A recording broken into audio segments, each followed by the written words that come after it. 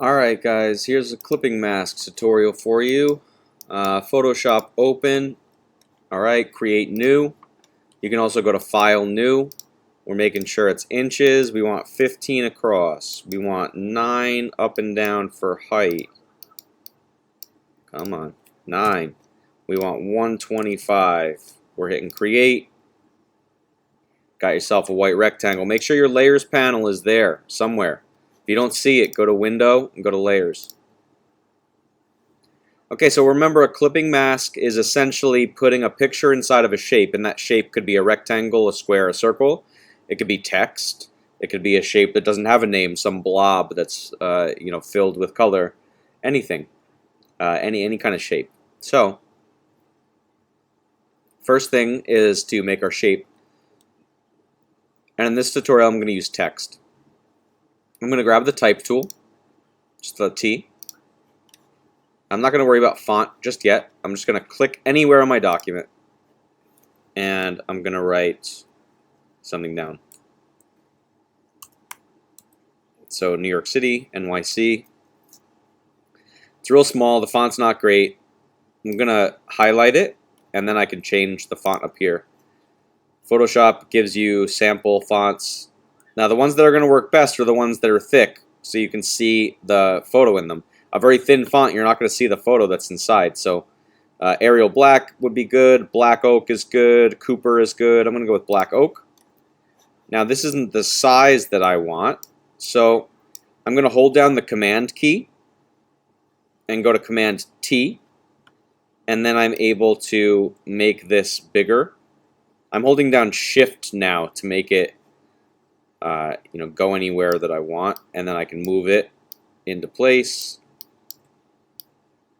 And when I'm through, I can hit Enter or Return on my keyboard. Okay, so now I have a placeholder for my picture. Now I airdropped a picture to my computer already. Hopefully you know how to do that. Just go to the picture, go to airdrop, make sure you're selecting iMac and then the correct number for where you sit. And then from Photoshop, I'm going to go to File, Open. I'm going to go into my downloads and get the picture. So the airdrop is going to go into your downloads folder. Okay. This is a cool bride I had recently. I'm going to then drag this picture. You notice when it opened, this went away, right? But it's not gone, it's just in a different tab up here. So when you open up something else in Photoshop, it replaces what you just had on screen, but your document is still safe, it's just over here.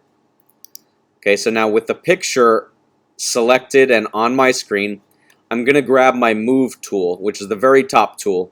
Nice thing about Photoshop is if you're unsure about what a tool is or does, you can just hover over it, freeze, and it'll show you. So I need my Move tool because I want to move this image.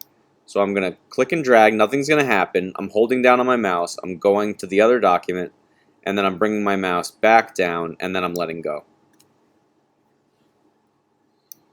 Okay, so this picture is a bit bigger than NYC. I'm going to go to Command T again. Command T stands for transform because I want to transform the size of this. So I have the bounding box, I can make bigger or smaller. I want it to completely cover the letters, so that works for me. I'll hit Enter. Notice my layers panel has the picture on the top, the text on the bottom. That's really important, and then it has the background all the way on the bottom. I will now right click where it says Layer 1 and go to Create Clipping Mask. That's going to put the picture inside the text. I can then move it around. And that is how you create a clipping mask.